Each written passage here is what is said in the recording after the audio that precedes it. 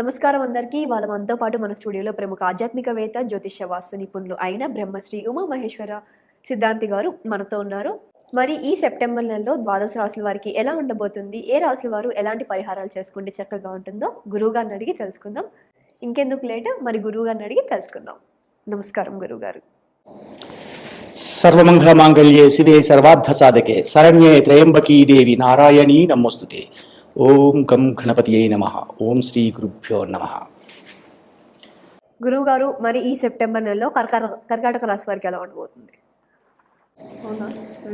కర్కాటక రాశికి లో ఉన్నవారిని మంచివాళ్ళు ఉంటారు, చెడ్డవాళ్ళు ఉంటారు. కాస్త పొడవుగా ఉన్నవాళ్ళు ఉన్నారనుకోండి, అదృష్టవంతులు అని చెప్తాం. కాస్త పోటీగా ఉన్నాడు అనుకోండి, దుర్మార్గుడు అంటాం. దుర్మార్గుడు ఎదటవాడి దగ్గర ఎలా దోచుకోవాలి, ఎదటవాడిని ఎలా ముంచేయాలి. ఏమండి రాశి ఫలితాలు చెప్పండి అంటే ఇలాగా చెడుగా చెప్తున్నారేటో నన్ను అడగద్దు, చెప్పాలి ఉన్నది ఉన్నట్టుగా. ఎందుకు ఇటువంటిగా చెప్పవలసి వచ్చిందంటే అష్టమ శని ప్రభావం ఉంది ఈ రాశి వారికి. అష్టమ శని, అందులోని రాహువు కర్కాటక రాశిని చూస్తున్నాడు. కర్కాటక రాశి వారికి కొత్తగా వివాహం అయిందనుకోండి, జాగ్రత్తగా లేకపోతే భార్య చేత ముట్టుకెళ్తుంటాడు. భార్య తన బంధువుల చేత కొట్టించుకోవడం, తిట్టించుకోవడం జరుగుతుంది. జీవితాన్ని నాశనం చేసుకున్నారు. కాబట్టి కర్కాటక రాశి వారు తగు జాగరూకతగా ఉండాలి. కర్కాటక రాశి వారిలో ఉన్న విద్యార్థుల గురించి చెప్తున్నాను. విద్యార్థుల గురించి చెప్పాలి అంటే జాగ్రత్తగా చదవాలి ఈ మాసం యందు. లేదంటే రాహు దృష్టి, రాహు కర్కాటక రాశిని చూస్తున్నాడు. అందులో ఉన్నది ఎవరో బుధుడు ఉన్నాడు. బుధునితో పాటు చంద్రుడు ఉన్నాడు. రాహు గ్రహణం పట్టిందంటే చంద్రగ్రహణం వచ్చింది, రాహు గ్రహణం వచ్చింది, సూర్యగ్రహణం వచ్చింది అంటావు. రాహుకేతులు ఇద్దరు, చంద్రుడు శత్రువులు.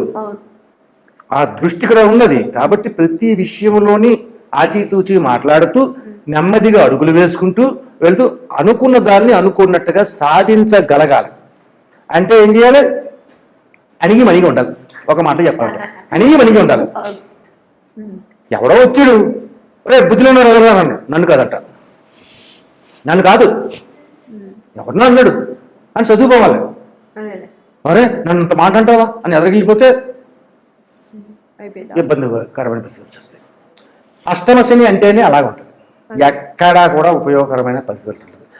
సరే, ఇంకా ఉన్న రంగాల వారు ఎలాగున్నాయి అని అడిగితే కొంచెం ఇబ్బందికరమైన పరిస్థితులు ఉన్నాయి. కాబట్టి కర్కాటక రాశి వారు ఎటువంటి ఇబ్బందులను లేకుండా ఏ విధమైనటువంటి పరిహారాన్ని మనం చేసుకుంటే వీళ్ళ యొక్క కష్టాలని, నష్టాలని, దూర ప్రయాణములు చేసే వారికి ముఖ్యంగా చెప్పాలంటే వాహన ప్రమాదాలు ఉన్నాయి.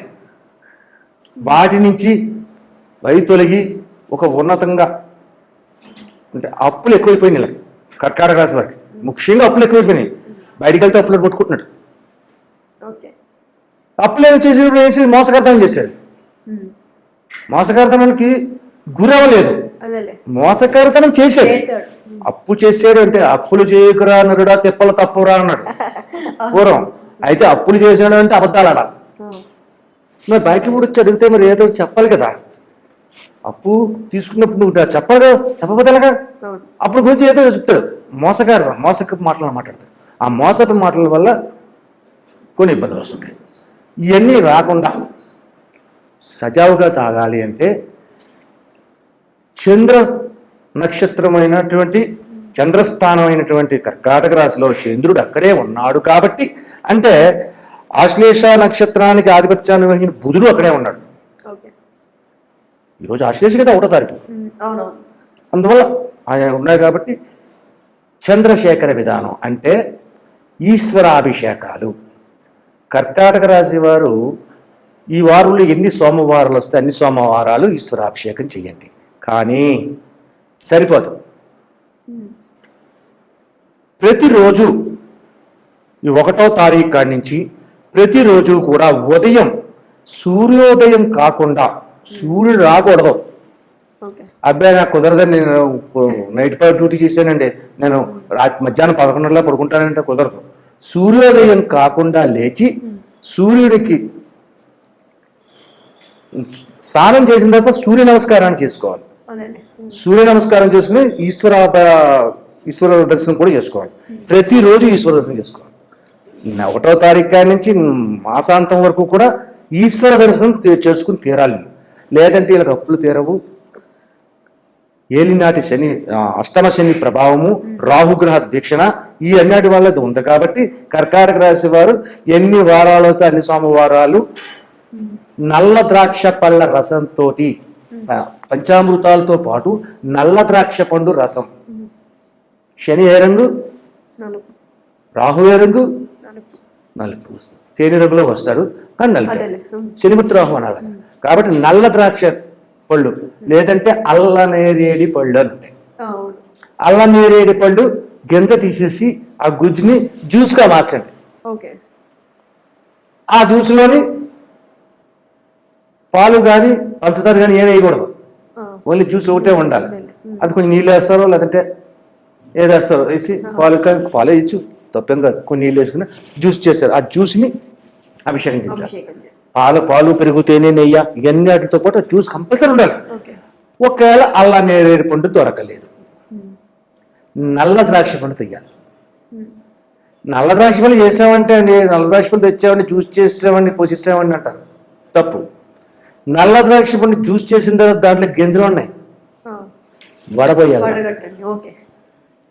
శివలింగం మీద ఈ యొక్క గింజలు పడితే దాన్ని మళ్ళీ ఇలాగా ఊడ్చినప్పుడు శివలింగానికి బాధ కలుగుతుంది, శివుని బాధించినట్టు అవుతుంది. అందుకని జ్యూస్లో ఉన్న గింజలు తీసివేయాలి. ఆ రకంగా ప్రతిరోజు శివ దర్శనానికి వెళ్ళినప్పుడు ఉత్తినే వెళ్ళడం ఎందుకు? ఒకటి దేవుడి దగ్గరికి వెళ్ళినా, పెద్దల దగ్గరికి వెళ్ళినా, గురువుల దగ్గరికి వెళ్ళినా, చిన్న పిల్లల దగ్గరికి వెళ్ళినా ఖాళీ వెళ్తే వెళ్ళకూడదు, ఏదో పట్టుకెళ్ళాలి. మన గురువు గారేలే ఏమమ్మక్కలు అంత తప్పది, ఇవ్వాలి. మాతృదేవో భవ, పితృదేవో భవ, గురుదేవో భవ, ఆచార్య దేవో భవ, అతిథి దేవో భవ, పతిథి దేవో భవ అని ఇన్ని చెప్పుకున్నాం మనం. అంత దేవులుగా వచ్చినప్పుడు ఎంతో కొంత ఇవ్వాలి. కాబట్టి గుడికి వెళ్ళినప్పుడు ఉత్తినే వెళ్ళకూడదు. కాబట్టి ఈరోజు పాల ప్యాకెట్ పట్టుకెళ్ళవయ్యా, పాల ప్యాకెట్ పట్టుకెళ్ళాలన్నా అన్నారు కదా గురుగారండి, నేను లీటర్ పాలు కొన్ని పట్టుకెళ్ళాలా అనక్కర్లేదు, లీటర్ అక్కర్లేదు, 10 రూపాయలు పాల ప్యాకెట్ ఉంటుంది చిన్నదే, అది పట్టుకెళ్ళి ఆ పూజారిగా చేతికి అది చింపి దాన్ని తీసుకుని వస్తాడు. ఇంకో రోజు పెరుగు ప్యాకెట్ పట్టుకెళ్ళి మరుసటి రోజు, ఆ మరుసటి రోజు చిన్న నెయ్యి ప్యాకెట్ పట్టుకెళ్ళి, ఆ మరుసటి రోజు చదనం డబ్బా పట్టుకెళ్ళి, ఆ 2వ రోజు నాడు విభూది ప్యాకెట్ అమ్ముతారు, ఆ ప్యాకెట్ పట్టుకెళ్ళి ఎనిమిది రోజు ఏదో ఒకటి నీ శక్తి అనుసారంగా. ఒకరోజు కొబ్బరికాయ పట్టుకెళ్ళి అలాగ ప్రతిరోజు ఈ యొక్క ఆగస్టు సెప్టెంబర్ నెల కాడి నుంచి వచ్చేది అక్టోబర్ నెల వరకు కూడా ప్రతిరోజు దర్శనం చేసుకోవాలి.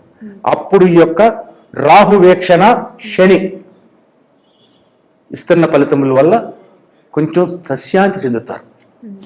తీరిపోతున్నారు అని నేను చెప్పట్లేదు, తశాంతి పడతారు అంటే ఊపిరి తెచ్చుకుంటున్నారు.